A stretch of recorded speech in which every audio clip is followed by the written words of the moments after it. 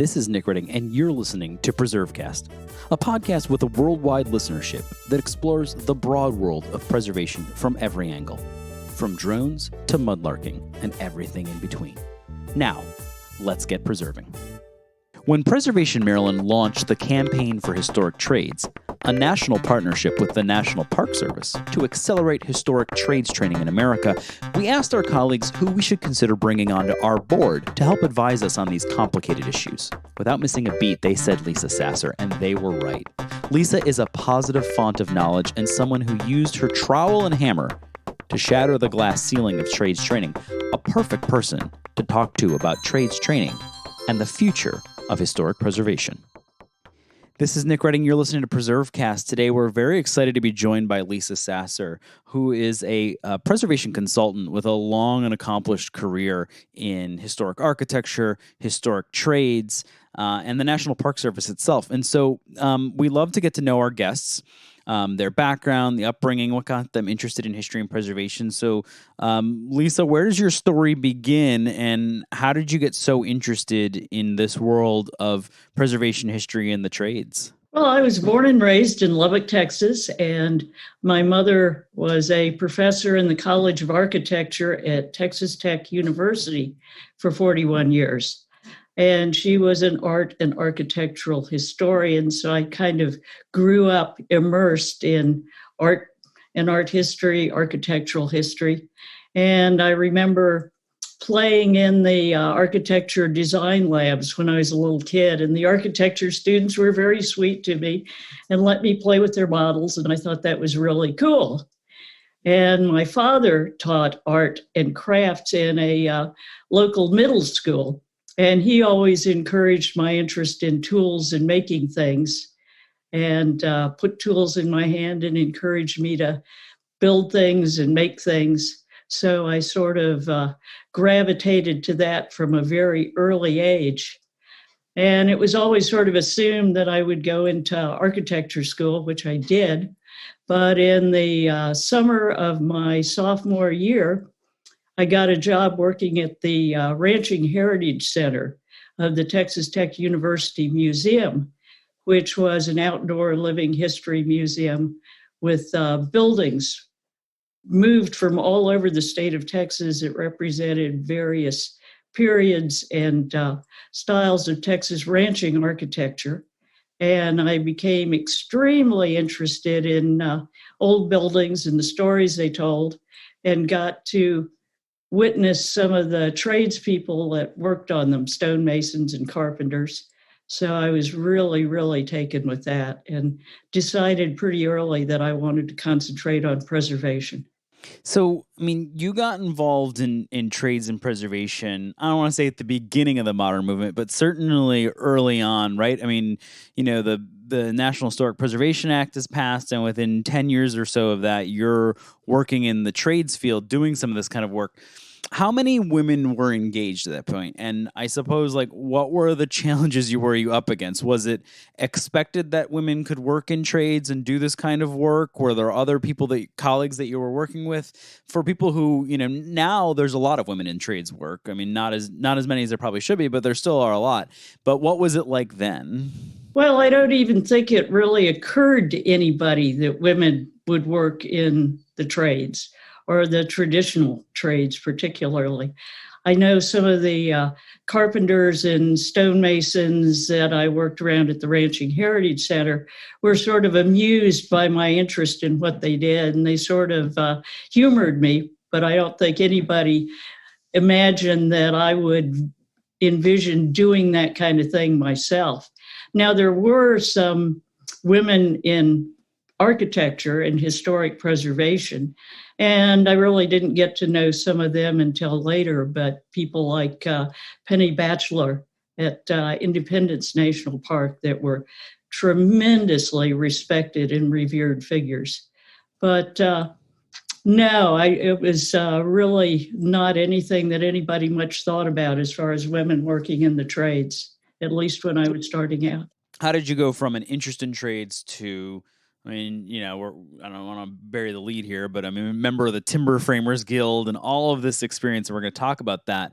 But what was the method of training that you followed? Like, how did you go from an interest in it to actually trained hands that can do the work? Well, when I got out of school, I worked for a while for the Fish and Wildlife Service as an architect. And then in 1979, I got a job with the National Park Service Denver Service Center as a historical architect on the North Atlantic, Mid-Atlantic team.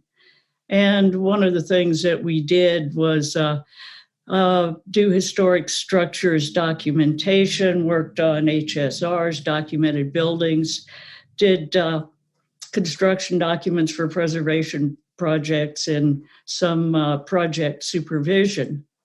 And I think it was in 1982 that I was sent to Williamsport, Maryland, to take a workshop on masonry preservation and repointing at the what was then the Williamsport Preservation Training Center, which is now the NPS Historic Preservation Training Center. And I was in a class of about 8 or 9 National Park Service historical architects, and we spent 2 weeks repointing masonry on the Piper Barn at Antietam National Battlefield under the tutelage of Jim Askins, the founder of the Williamsport Preservation Training Center. And I thought, I want to do this. This is something I really, really, really want to do. So when I got back to Denver, I called up Askins and I said, "Hey, I want to be in your preservation trades training program." And it got sort of quiet, and he thought about it for a minute, and he said, "Okay, Toots, when do you want to start?" So a year or so later, I ended up going to Williamsport as the first female preservation trainee. And what kind of projects for people who, aren't familiar with, obviously you mentioned the Piper Barn at Antietam, but what kind of historic projects did you work on? Any favorites that you touched when you were at the training center? I'm sure it's hard to kind of parse it out because that kind of work is all over the place and probably impacted dozens, if not hundreds of structures, but anything that you were really proud of or that was a lot of fun to be on? Well, the unique thing about the Historic Preservation Training Center is that they got to do hands-on work on projects all over the country, literally anywhere. So I got to work on CCC buildings in the Pacific Northwest, with the Forest Service at Mount Hood. I got to work on a reconstruction of a timber frame bridge at Cuyahoga Valley National Recreation Area. I worked on the Arlington House, which was a really, really interesting project. And they were all different. They were really across the spectrum, and they were all challenging. One of the things that Askin said, if you ever start a new project and you're not scared to death, you don't know what you're getting into. So yeah, it was, every one of them was interesting and cool in a different way. So now you touch a lot of different trades in that experience. And, I mentioned before that you're a member of the Timber Framers Guild. Is there a trade that then you kind of sunk into that became your focus, or are you the jack of all trades, or what? Is there a specific one that interests you the most or that you spent the most time on then eventually? Well, definitely master of none, but I've always sort of gravitated toward carpentry, woodworking, joinery, timber framing. And of course, when I told Askins I wanted to do wood-related stuff, the first thing he did was assign me to a bunch of masonry projects, which wasn't really what I had in mind, but I really began to appreciate it more and found them very rewarding. But over time, I've settled more into doing more carpentry, joinery, that kind of thing. So what is, just because people might be curious, what is the Timber Framers Guild? What does it mean to be a member of it? What kind of work does that involve? And do you have some timber projects that you could tell us about that you've done? Well, the Timber Framers Guild is really a remarkable organization. It grew out of a group of people that were attempting to revive a lot of the knowledge associated with construction of early timber frame buildings after the trade had been largely perceived to have died out. And from its origins in the mid 1970s, it grew into a really thriving organization of people that both build new timber frame structures and have the knowledge and skills and background to preserve existing traditional timber frame buildings. I first heard about the Timber Framers Guild probably around 1989 or so, when an itinerant timber framer came through the yard at Williamsport and was talking about working on a bridge project as a volunteer, where the Timber Framers Guild had built a new covered bridge. And I thought, boy, that's really exciting stuff. And about the same time, there was a short-lived but really interesting magazine called Design Spirit. And they published an interview with Ed Levin, who was one of the founding members of the Guild and one of its real luminaries.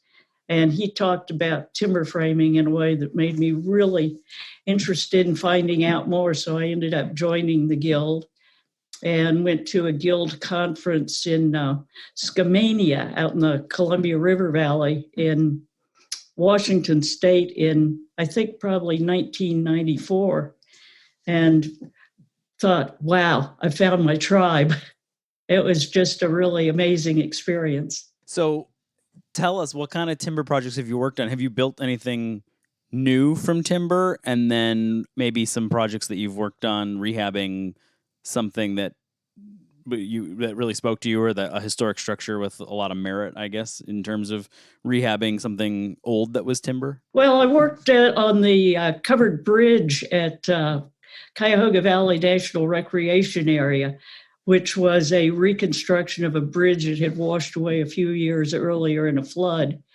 And I worked on a number of barns. Well, of course, the Piper barn at Antietam, I actually got involved in a little bit of timber work there. Worked on tobacco barns in Southern Maryland and in Virginia, and just had the opportunity to be around and to study a lot of timber frame buildings during my stint in New England when I lived in New Hampshire prior to coming back to Maryland. And I actually, when I lived in New Hampshire, I had a 1778 farmhouse with a really nice timber frame barn that I did a fairly considerable amount of work on. And I know you have an interest in boats as well and things like that. Is there any overlap between the two? Is there a boat builders guild too, or is there what's the connection between the two? Well, there are a number of organizations related to preserving wooden boats, and of course we've got treasures in Maryland like the Chesapeake Bay Maritime Museum, which does just amazing work. Now, of course, growing up in Lubbock, Texas, I didn't have a whole lot of opportunity to be around boats.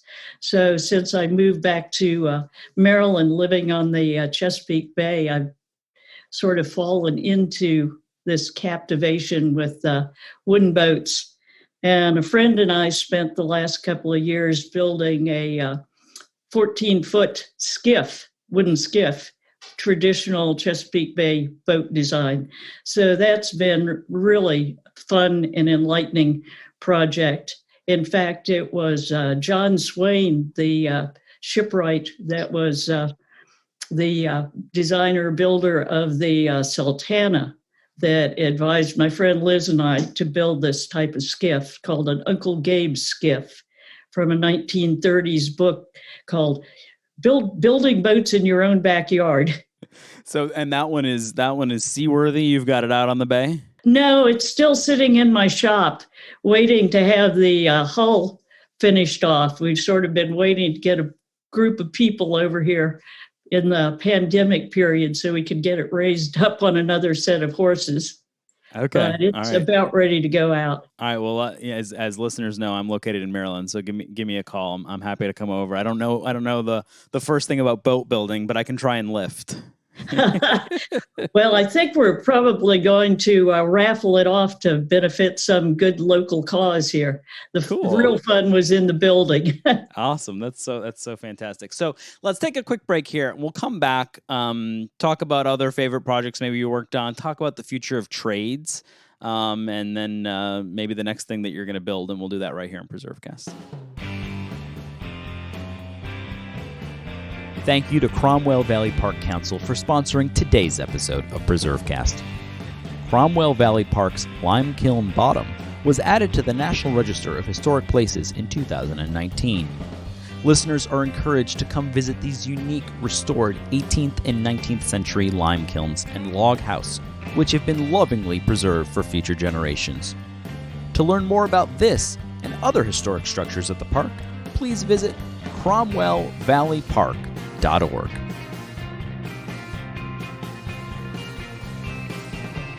This is Nick Redding. You're listening to PreserveCast today. Again, we're joined by Lisa Sasser, who is an accomplished preservation consultant. We've been talking about her career in the trades and historic architecture, working in the National Park Service, boat building, everything in between.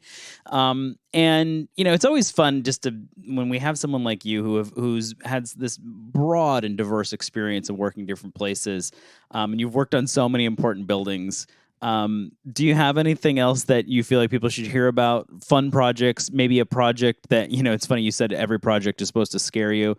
Anything that was just like extreme, like the most complex project, or, just some sort of like these difficult watershed moments in the career, or things that really, really took a lot of skill and endeavor to get done? Well, it's interesting. I remember in particular some of the projects that I've done as workshops. I've been involved in doing teaching and hands-on workshops in preservation practices and preservation philosophy for a number of years. And sometime when you get out in the field with a group of people that you've only just met, and you're looking at this building that's got all these problems and trying to figure out how you're going to tackle it, what everybody's skill levels and comfort levels are, you can get in some challenging situations. And I remember one time I was leading a workshop to restore a vernacular half dugout log building at Bighorn Canyon National Recreation Area. And let me stop you there. What is a vernacular? Because some people may not know this, and I think I only know half of it. What is a vernacular dugout, Cap? So what is that? So it's dug down, or describe what that is. It's dug down in a bank on one end. It was a log barn, small log barn. And Of course, the logs that were in ground contact had completely rotted out. Right. So we had to pretty much pick the whole thing up. And one of the challenges inherent in doing some of these kinds of things is I met with the people in the workshop in the morning, and we talked through the history and the philosophy and why we were going to restore it. And one of the guys came up to me, they were all guys, afterward, and said, "Wow, that's really interesting. Thanks for telling us all that stuff. Now, when is the guy that's teaching the class getting here?" So I had some of that from time to time. I bet. Wow. And then you're trying on the fly to figure out how you're going to do this, how you're going to get it up in the air, how you're going to get the logs out, the new logs in. And there was another one at Petersburg, Virginia, where we had a brick retaining wall at this cemetery that over time had pivoted on its foundation and was leaning at a really severe angle. So we didn't have time to dismantle the whole thing.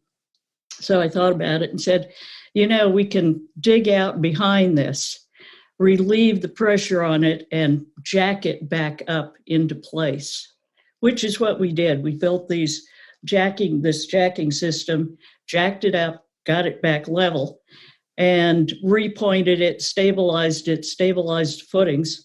And on the last day of class, it was time to let off the jacks. So I turned around and I looked at everybody in the class and I said, "Who wants to start to let off the jacks?" So they all backed away.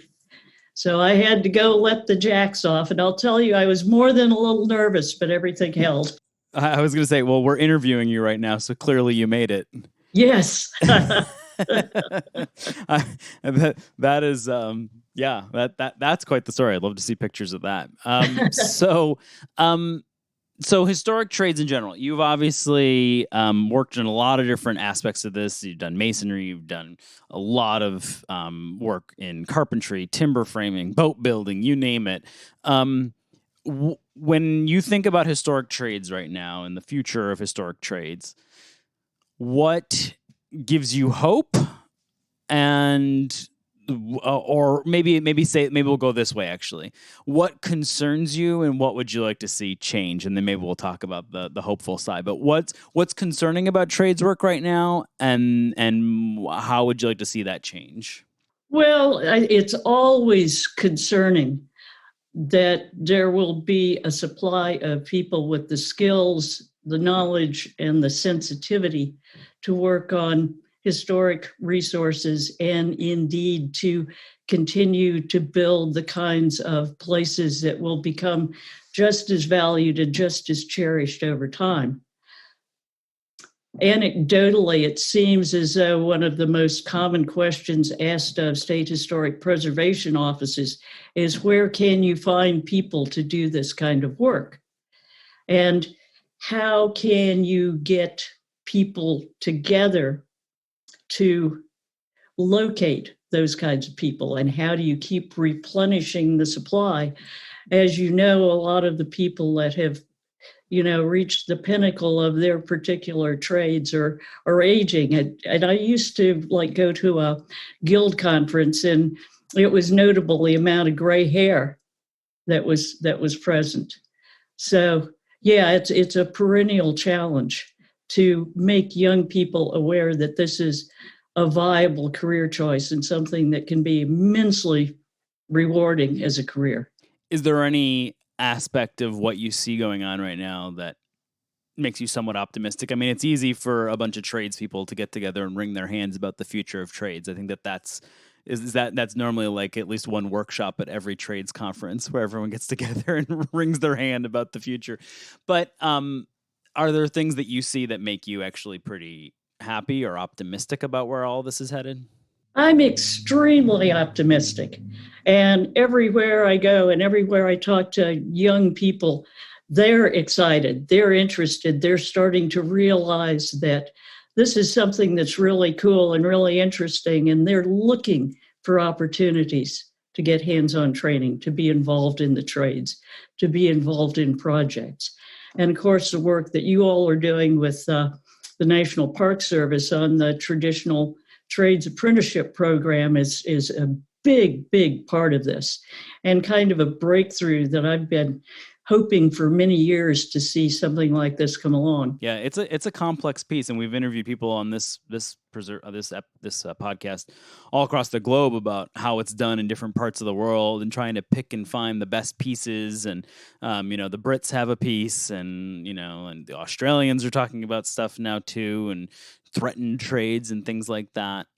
So yeah, it's definitely it's something on the horizon, and I think it's also exciting to be able to interview a woman about this, because obviously getting more women in the trades. I mean, you've seen that change. Is that a sort of a hopeful, optimistic piece? There's a lot more women doing this work than there were. Oh, and I love it. When you broke the glass ceiling with your trowel. Well, and it's so exciting. And the level of skill and mastery that's being displayed by a lot of women in the field now is just breathtaking. Somebody like Amy McCauley Harrington at Mount Vernon, and an upcoming episode. Yes, wonderful. glad you didn't even know that, but yeah, we're working on getting her in the field right now, and I think we'll interview her, but she's all about hand tools and no power tools, right? I mean, that's talk about mastery. That's something else. Well, there are really some just outstanding women in the field now. So it's really encouraging and kind of humbling to see just how brilliant some of them are. Yeah. Yeah, and hopefully we get to the point where it's not remarkable because it's just, they're just as commonplace and as respected in the field as anyone else. And I think we're slowly getting there. But I mean, when you look at just trades in general, there's still just not as many women as there probably should be.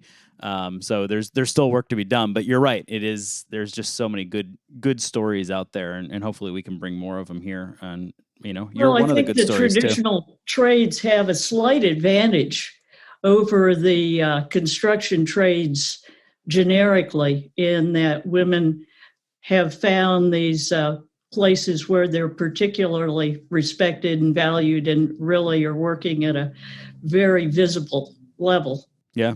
Yeah, and as an organization, we just hired a female tradesperson as well to lead our campaign for historic trades, who was running her own. And she is outstanding. I've had the opportunity to get to know her through the Preservation Trades Network over the years, and she's wonderful. Yeah, we're talking about Natalie Henshaw. We'll have to have her on PreserveCast at some point too. She's going to lead a conversation about women in trades, I think, for Women's History Month too, which will be exciting. So, speaking of exciting things, what are the projects on the horizon? I know you're always fiddling with something. You can't keep your hands still. You got to shop. I'm sure COVID has given you a lot of time to whittle things down. So what are you building a yacht? Are you building another house? What do you have cooking in the workshop? Well, a couple of things I'm excited about. Hopefully in 2021 and onward, we'll be able to get back to in-person teaching for some of the workshops that I've been involved with, the Vanishing Treasures program and the guiding principles for field-based historic preservation. So we've been doing some offline work to up the curriculum game a little bit on that and bring in some really exciting new people into the teaching cadre. But locally, I've got a cool project coming up here. Right here in Rock Hall, there is a ark boat awaiting salvage and restoration. And for those who don't know what an ark boat is, it is a Chesapeake Bay, sort of a floating, kind of like a houseboat that was used by the watermen up until the 1950s, when they would tow these sort of scows with a little cabin on top up the creeks, and they would moor them there or pull them up on dry land for the duration of the fishing season. And a few old recluses actually went and lived in their ark boats. And at one time, there were hundreds of them in the Chesapeake Bay. But now it's estimated that there may be less than 10 extant ones. And the ark boat in Rock Hall is the Captain Merrickton Carter fishing shanty, which was found on the property of the Black Duck Inn, which is a local B&B owned by Kate Johnson. So Kate allowed the town to move and restore the ark boat back in the 1990s, but it's since fallen into major disrepair again. And she's entered into an agreement with the town under which she will regain custody of the ark boat, and I will be working with a team of people to restore that within the Secretary of Interior standards and get it back on view and once again available to be appreciated by visitors and Rock Hall residents. That is very cool. That's going to be fun. Definitely have to chronicle that and come out and see that in progress. That sounds really neat. And are you going to spend any time you're going to spend a night on it once it's done, just to see what it's like to live in the old ark boat? That might be fun. In fact, we've talked about this as much in the way that people are doing B&Bs with old Airstream campers and the like. It would be really fun to have a little flotilla of ark boats and people could come spend the night in. There you go. I think people would be into it. I'm sure there's some people listening that would come and do that. If people want to find out more about you, they want to hire you to do something, they need a trainer, they need their ark boat restored, how can they get in touch? Well, I hate to say that my website is woefully out of date and like the cobbler's children having no shoes, I've never got around to updating it, but I'm easily reachable through Facebook, Twitter, Instagram, and all of those kinds of things. And they can just find you at Lisa Sasser? That's correct. All right, cool. And this is normally the most difficult question, and I'm sure it'll be difficult for you given your career, but what is your favorite historic site or place? Wow, that's a hard one. Having had the good fortune of traveling so much to so many remarkable places, I think that I find that right now the Chesapeake Bay has just completely captivated me with its natural beauty and history, and that it's just such a really cool place to be. Well, you can't go wrong with the Chesapeake Bay. Fantastic answer. And such a fun interview to be able to hear from you, learn from you. And we'll have to have you back on as the ARC project gets underway. I think people will be interested in that. I'll keep you posted. And it's been great talking with you, Nick. All right. Thanks, Lisa. Thanks for listening to PreserveCast. To dig deeper into this episode's story, head over to PreserveCast.org for show notes and our collection of previous episodes. PreserveCast would like to thank McDo Preservation LLC for sponsoring today's episode. McDo specializes in program development and evaluation, long-range planning, and capacity building for nonprofit and government clients. To learn more about McDo's data and community-driven approach and commitment to equity, visit mcdou.com. That's MCDOUX.com. Don't forget to engage with this podcast by subscribing, commenting, and leaving a review. Follow along on Instagram, Twitter, and Facebook at PreserveCast for even more. PreserveCast is currently recorded in Walkersville, Maryland, and sponsored by the 1772 Foundation, and powered by Preservation Maryland. Thanks for listening, and keep on preserving.